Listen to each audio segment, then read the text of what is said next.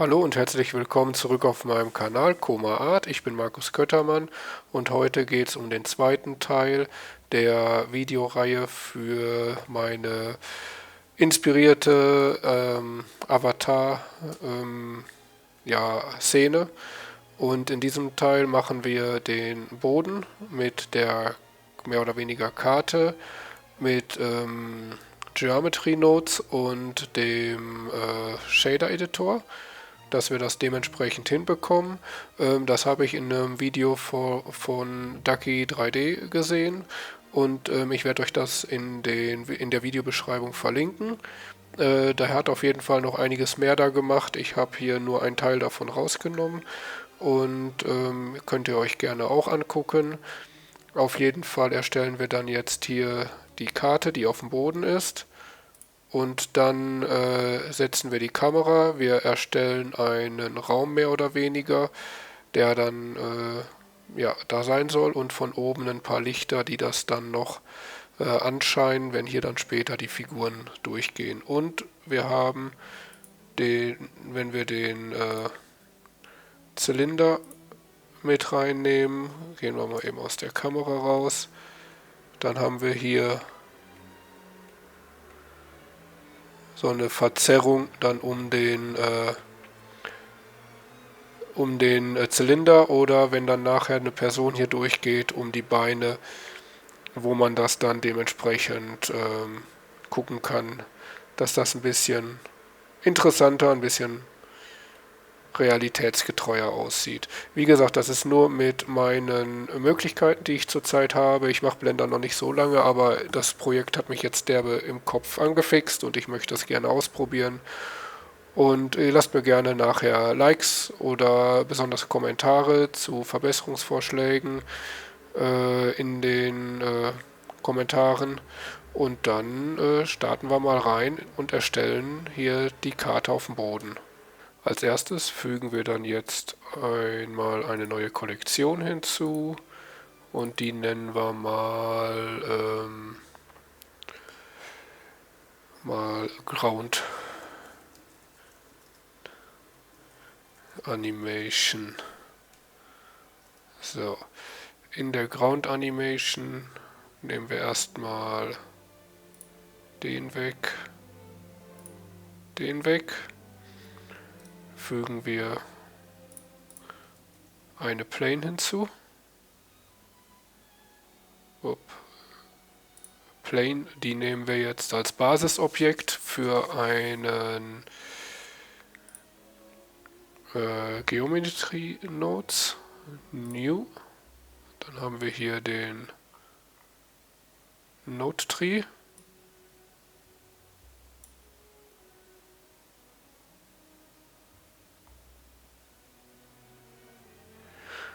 Und zwar cutten wir den erstmal. Dann ist nur noch der Mittelpunkt quasi dort vorhanden. Und dann fügen wir mal ein Grid hinzu. Und damit haben wir theoretisch wieder unsere Plane. Die machen wir jetzt mal 4 Meter mal 4 Meter. Und ich möchte da 100 Vertices in X und Y. Das heißt, wenn wir hier oben Tab drücken, ne, ja, egal. So, und dann möchten wir natürlich hier dementsprechend ein Displacement drauf haben. Und das können wir machen mit einer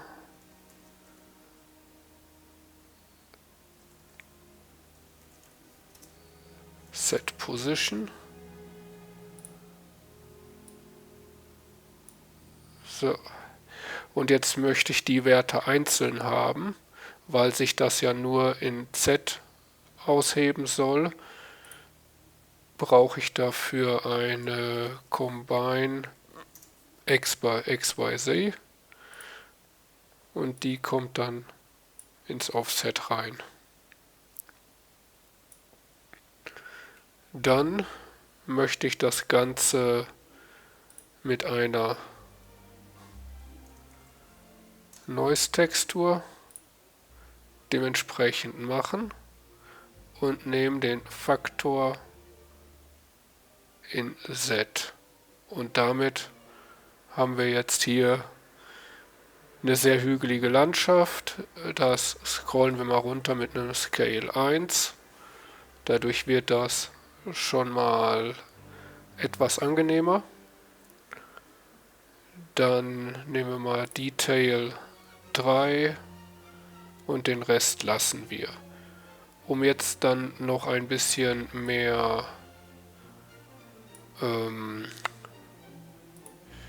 Möglichkeiten zu bekommen, nehmen wir noch eine Color Ramp. Wir lassen sie auf linear und machen dann hier das Ganze ein bisschen ausrichten. Darüber können wir dann gucken, wie hoch sie ist. Dann können wir auf 1 gehen und sagen, wie hoch wir sie über den Boden haben möchten, wenn nachher darüber hergegangen wird. So, dann möchten wir natürlich das Ganze noch etwas schöner machen. Dafür nehmen wir jetzt noch eine Multiply. Nein, eine Multiply.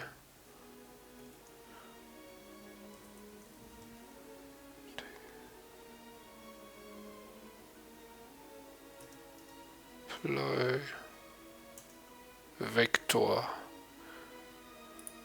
So, das heißt, das ist der eine Vektor und hier unten nehmen wir dann den Value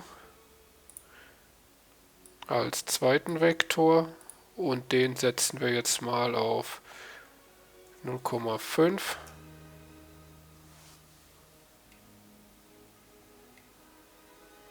Noch einmal 0,9 und damit können wir die Stärke dementsprechend einstellen, wie stark dann das Ganze ist. Also gehen wir höher, wird das immer extremer, gehen wir runter zu 0, sind wir gerade. Ich möchte jetzt mal, machen wir 0,9, gefiel mir. So.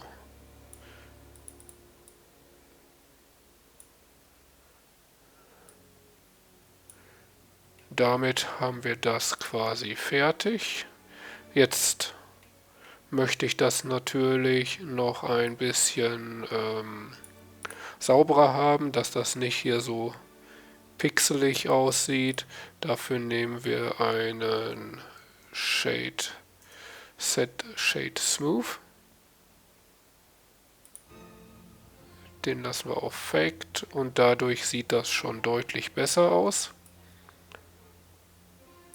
So. Und dann möchte ich noch einen Subdivision Surface haben. So.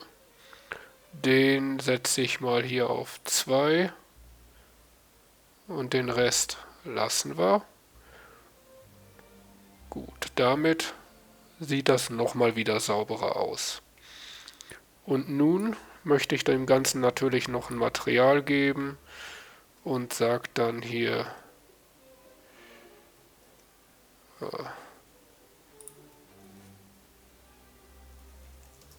Set Material und setze den jetzt dazwischen. Und das ist dann im Grunde unser ganzer Node Tree, um den Grund dafür fertig zu haben. Den Rest machen wir jetzt übers Material und dafür gehen wir jetzt mal auf den Shader Editor. Dafür sagen wir jetzt erstmal New Das Material nenne ich Map. Und ich mache erstmal hier grün. Und wie Sie sehen, sehen Sie nichts. Haben wir nämlich da noch nicht. Das heißt, wir gehen auf Geometry Nodes und können dann hier Map. Und schon sehen wir das, was wir jetzt in dem Node-Tree machen, beim Shader Editor. Die Principal BSDF wollen wir jetzt erstmal nicht mehr haben. Die nehmen wir jetzt mal weg. Wir wollen jetzt erstmal eine Wave-Textur haben. Ups.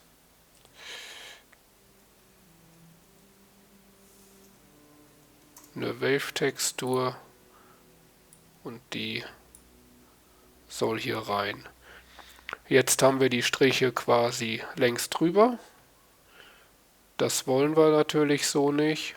Wir wollen die auf Z haben und damit kriegen wir jetzt schon die Kreise quasi, wie wir die nachher haben möchten. Jetzt können wir sagen, wir wollen 33 Stück haben, wenn wir die so eng haben möchten.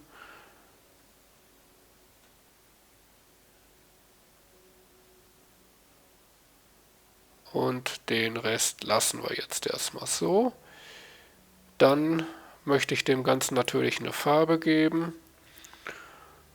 Mit einer Color Ramp.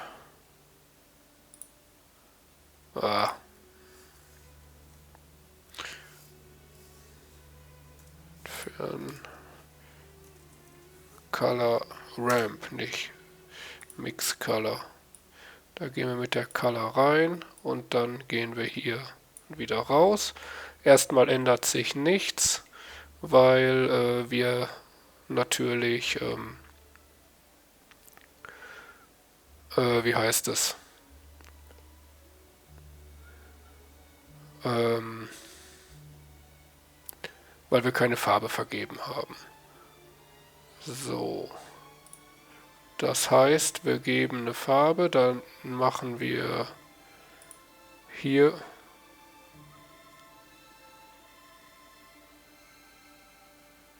einen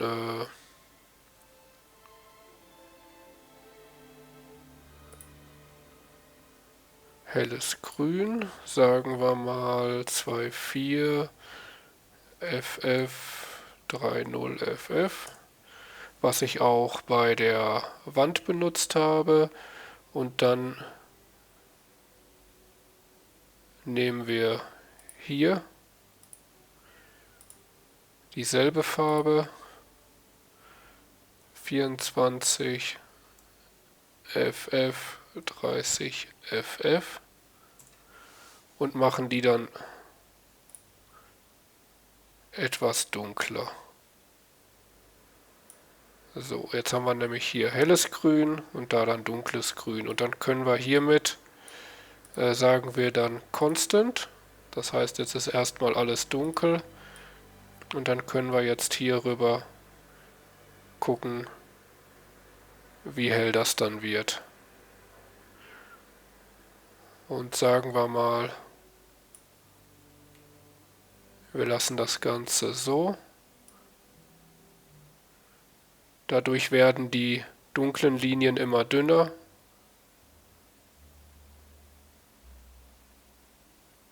Lassen wir mal so. Können wir nachher ja noch anpassen. Oder? Ne, komm, machen wir schon relativ dünn. So. Dann soll natürlich der Zwischenraum transparent werden. Und dafür nehmen wir jetzt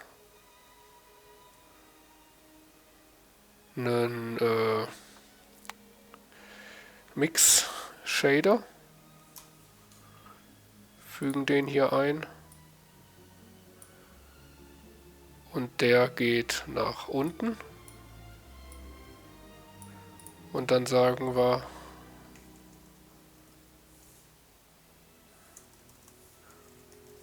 ein Transparent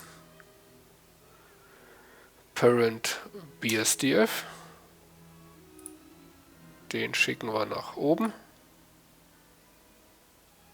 Und jetzt muss das natürlich noch voneinander getrennt werden, weil jetzt ist das irgendwie so halb transparent, aber alles, das passt halt eben noch nicht. Und was ich noch möchte, ich möchte einen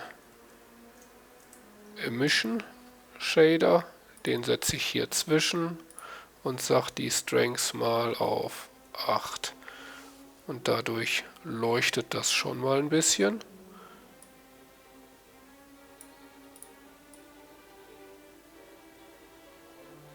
So. Dann brauchen wir was auf den Faktor geht.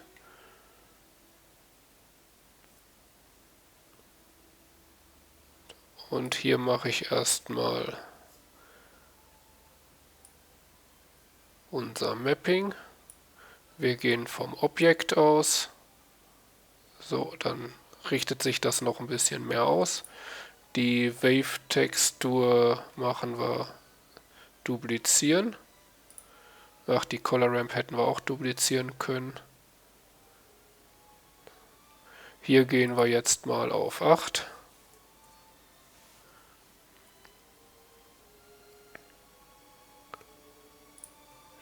Die so, da gehen wir erstmal wieder zurück. Sagen auch Constant.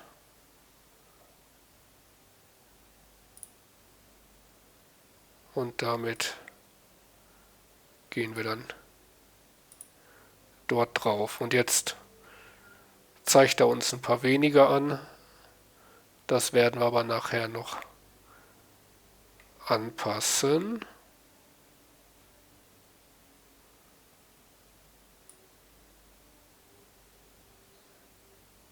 So.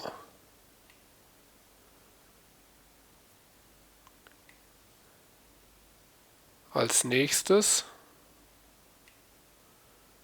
machen wir den erstmal wieder, den erstmal wieder weg. Nehmen wir noch einen Mix Shader.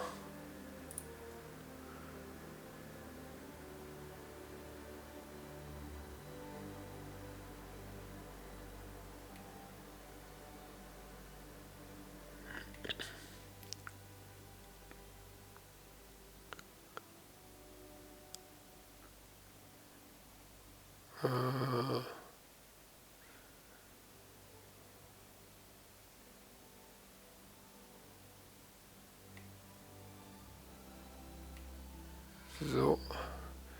Machen nochmal ein Emission. Shift D.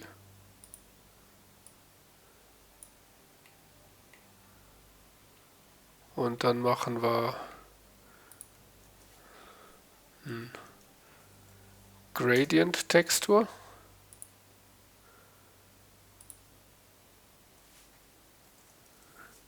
Eine Color Ramp.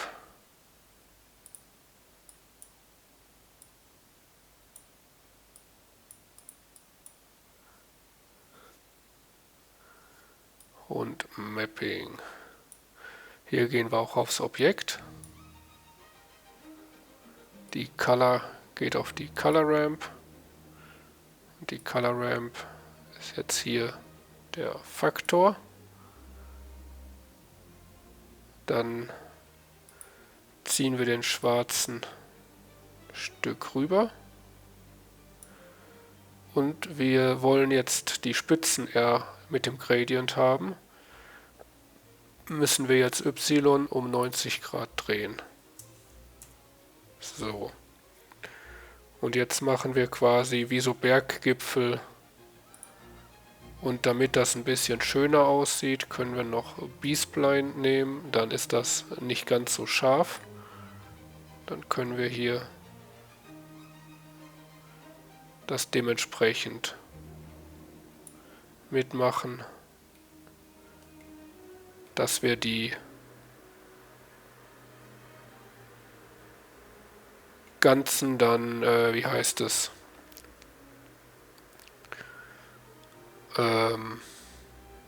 die Bergspitzen weiß haben. Ich möchte es allerdings jetzt nicht weiß haben.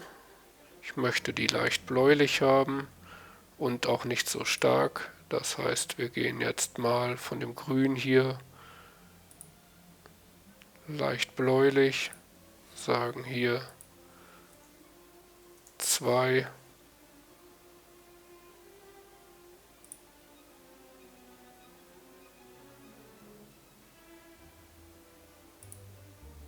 So, können wir vielleicht ein bisschen wieder zurückgehen.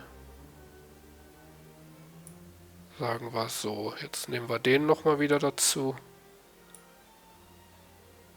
So. Jetzt haben wir hier unsere Ringe.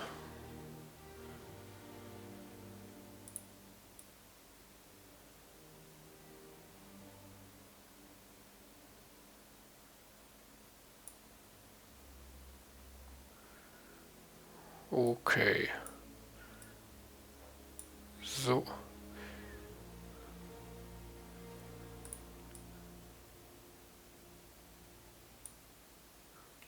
Gut. Also hier drüber kriegen wir unsere Standardringe. Hier drüber lassen wir die gleich ein bisschen flackern. Und dann, ja, so standardmäßig. Ich glaube, das war so. Selbe Farbe.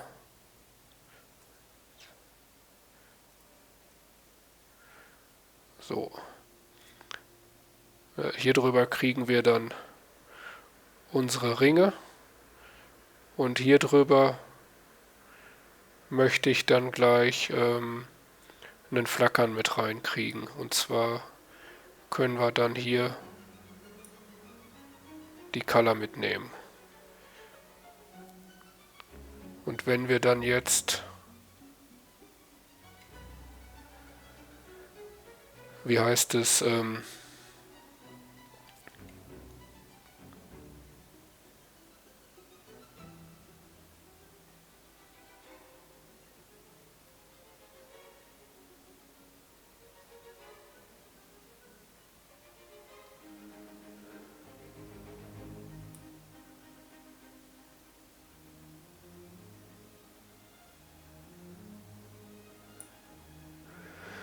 so,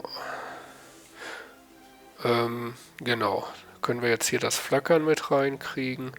Und zwar, wenn wir jetzt sagen, wir nehmen die Timeline noch mit rein. So. Timeline. Wenn wir jetzt sagen, bei Frame 0 machen wir die Phase auf 0 und machen dann hier ein Keyframe.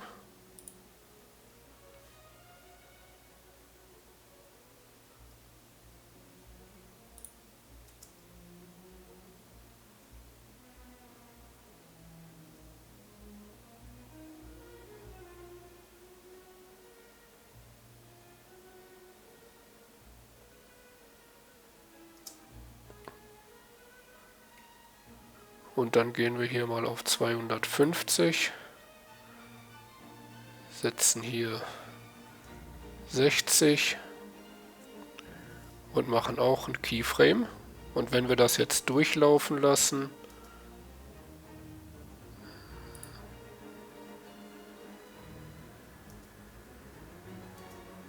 sieht man da nicht.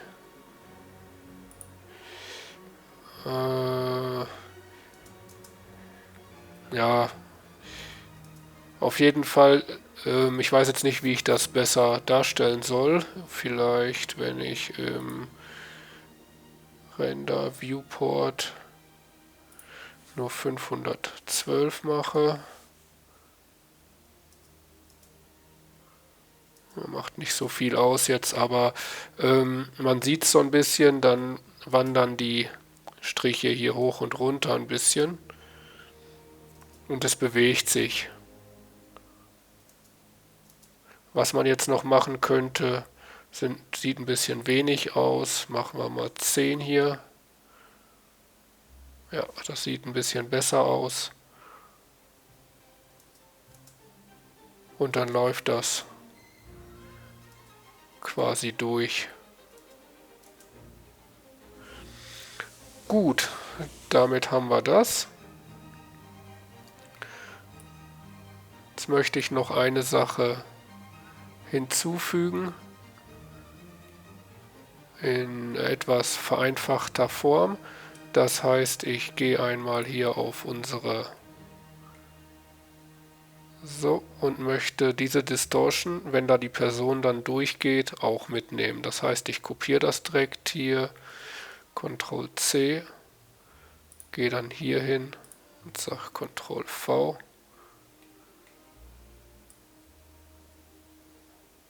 Und setze das dann so dazwischen.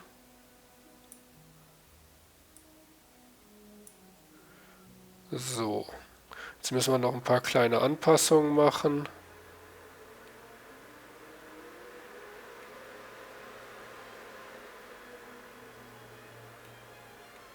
Weil wenn wir jetzt hier den Zylinder nehmen,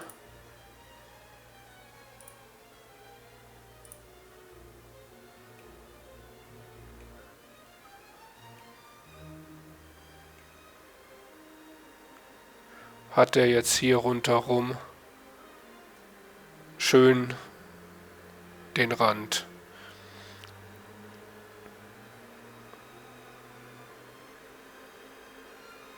Allerdings tauschen wir jetzt hier die Wave-Textur gegen eine Noise-Textur aus.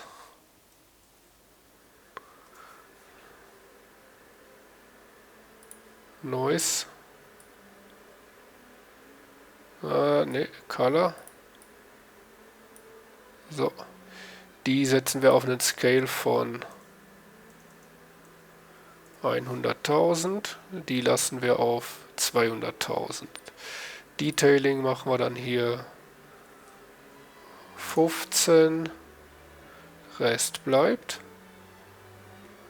Und hier machen wir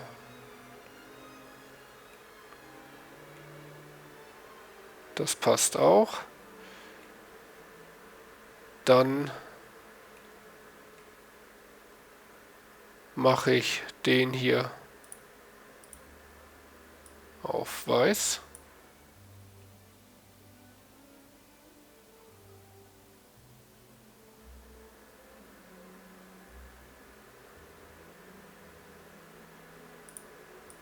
Und ganz zum Ende hin. Der kommt ungefähr mal dahin. Dann regle ich den rüber auf ungefähr da. Den machen wir mal ungefähr da.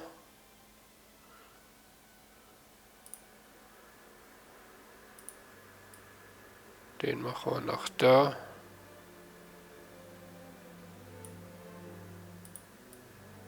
Den mal so nach da. So. Liken, bla bla bla, passt. Dann bei Transmission weigt auf 1.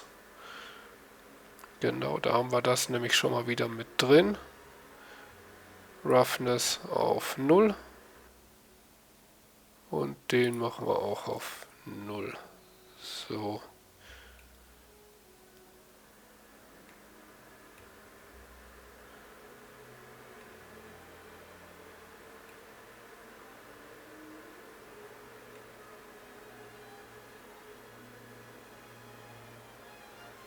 Dann, weil hier der Wert so hoch ist, sind die hier überall, wenn so ein Berg kommt, ist es da auch mit grün verkrisselt. Das wollen wir natürlich nicht. Es soll relativ nah dran sein, deswegen machen wir die beiden entfernen. Und die beiden hier auch entfernen. Dann machen wir die Collar sofort da rein.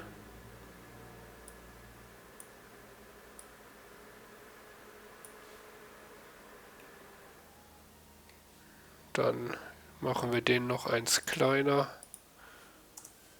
2.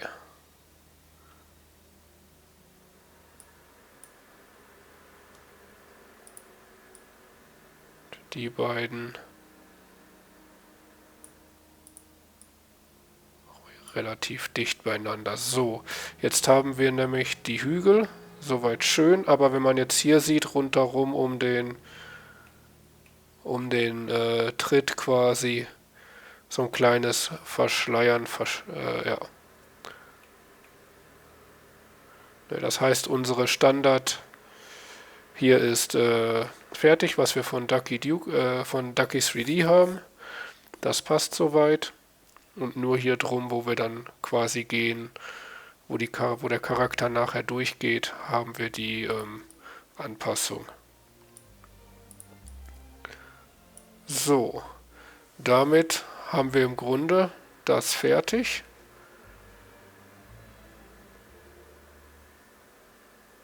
Was wir jetzt machen könnten, wäre, ich finde, die könnten etwas dicker sein.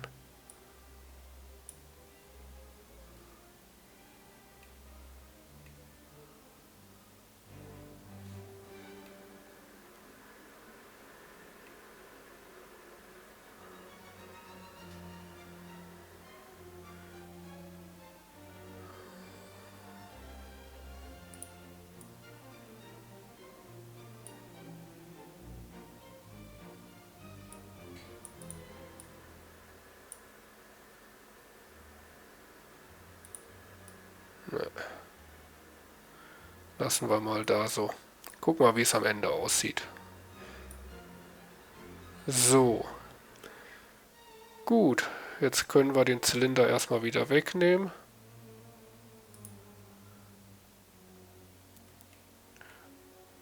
Jetzt haben wir die Fläche quasi fertig. Jetzt möchte ich einen Boden darunter haben. Dafür mache ich eine neue Collection. Und die nenne ich jetzt einfach mal Area für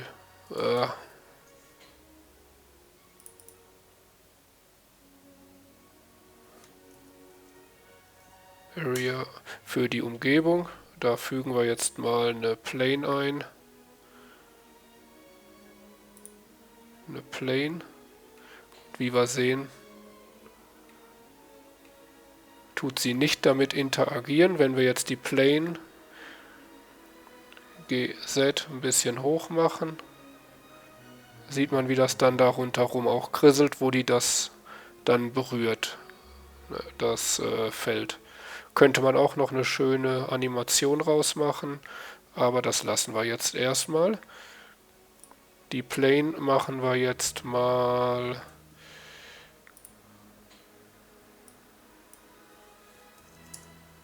20 mal 20.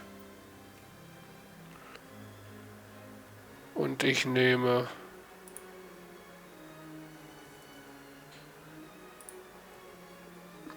die beiden Kanten und ziehe die dann mal mit Extrude Z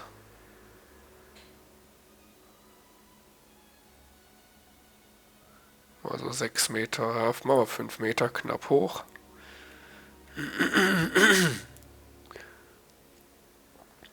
Und dann geben wir dem Ganzen jetzt mal ein Material. New. Nennen wir das Material jetzt auch Area.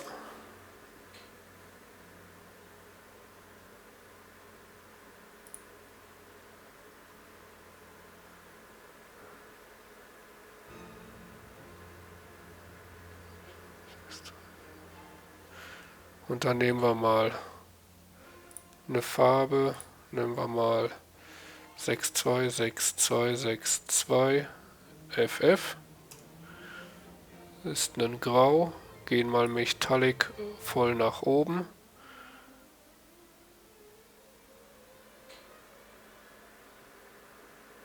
Und den Rest lassen wir mal so. Haben wir einen einfachen dunklen Metallic-Boden. Jetzt zeigen wir das mal noch an. Jetzt interagieren die beiden miteinander und das wollen wir natürlich nicht. Deswegen schieben wir die jetzt bis hier hinter, bis da nichts mehr miteinander interagiert. G, Y. Ach, scheiße. G, Y.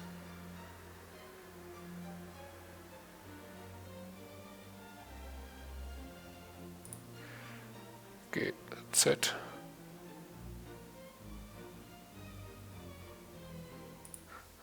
G, Y.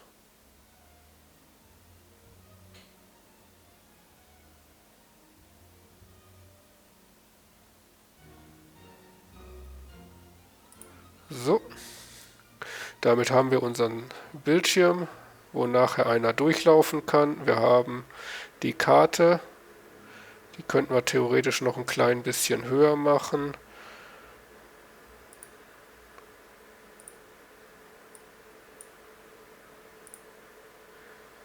So.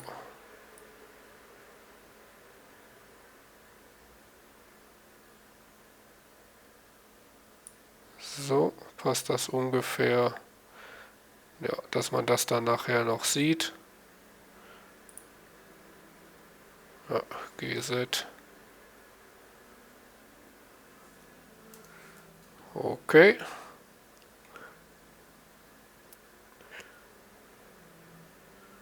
Dann haben wir unsere Karte, unseren Boden. Jetzt möchte ich von oben noch ein paar Area Lights drüber machen. Die mache ich auch in die Area mit rein, um dann nachher die Personen zu beleuchten.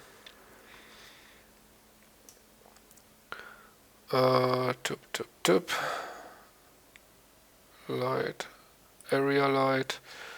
Und die mache ich mal GZ. Machen wir die mal so auf 2,5 Meter ungefähr. Wie hoch ist so ein Raum? Der könnte etwas höher sein. Machen wir es so.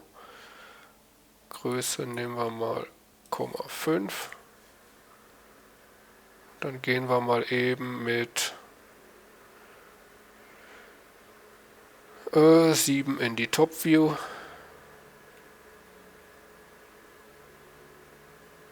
Das heißt, hier müsste das genau Dings sein. Das heißt, wir nehmen jetzt G, schieben die mal ungefähr nach da, Shift D, X ungefähr, dass das gleichmäßig ist, nach da, markieren beide, Shift D, Y, so, Shift D, Y.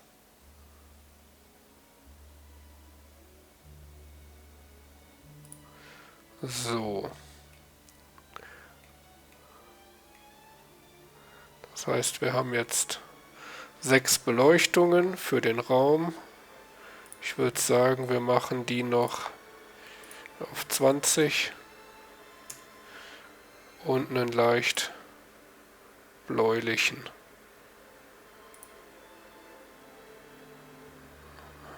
Ja. Und dann machen wir die anderen.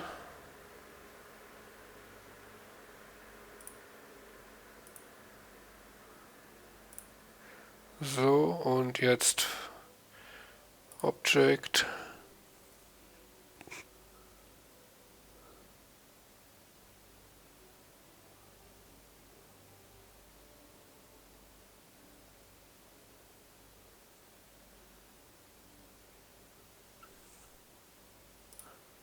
Link Object Data. Ja, damit sind alle gleich. Dann können wir mal mit uns einen Blick aussuchen für die Kamera später.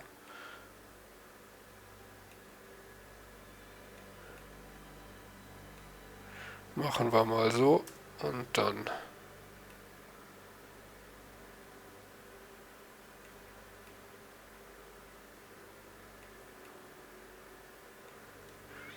Ja, das wäre doch ein ganz netter Kamerablick später.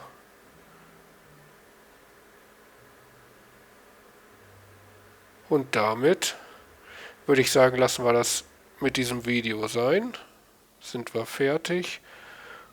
Was mich gerade noch ein bisschen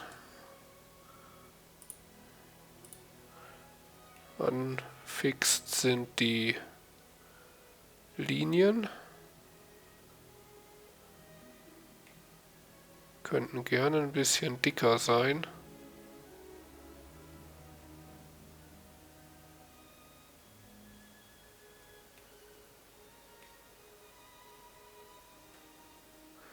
Und das ist für den Gradient.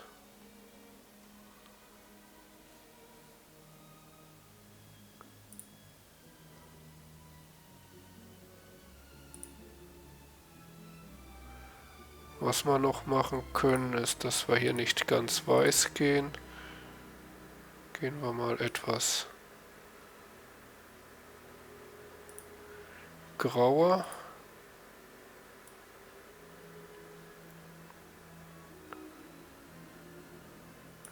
So, das wirkt ja schon mal noch mal ein bisschen anders.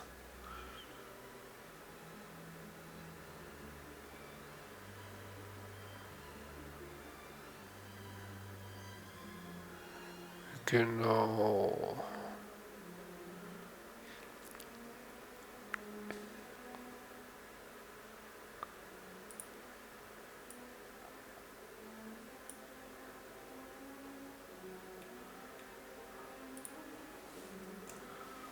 Acht.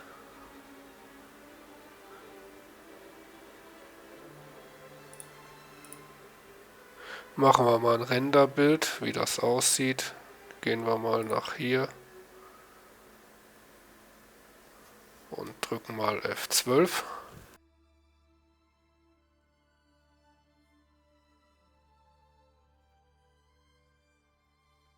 Ja, das sieht doch schon mal ganz nett aus. Man sieht da, wie er dann da drin steht. Hier sind die Linien. Genau. Die Linien. Das passt. Hintergrund finde ich gut, Bild sieht man gut. Ich denke, das sieht gut aus. Machen wir noch einen kleinen Test. Nö, lassen wir es so. Machen wir mal hier nochmal 10. Machen nochmal F12.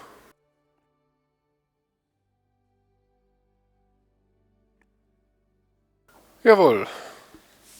Ja, das sieht doch gut aus. Lassen wir es so. Man sieht die Linien, sieht hier die Berggipfel. Man könnte sie vielleicht noch etwas dunkler machen, dass das ein bisschen mehr auffällt, aber ansonsten ist das gut. Das heißt, hier machen wir mal einen etwas dunkleren Ton.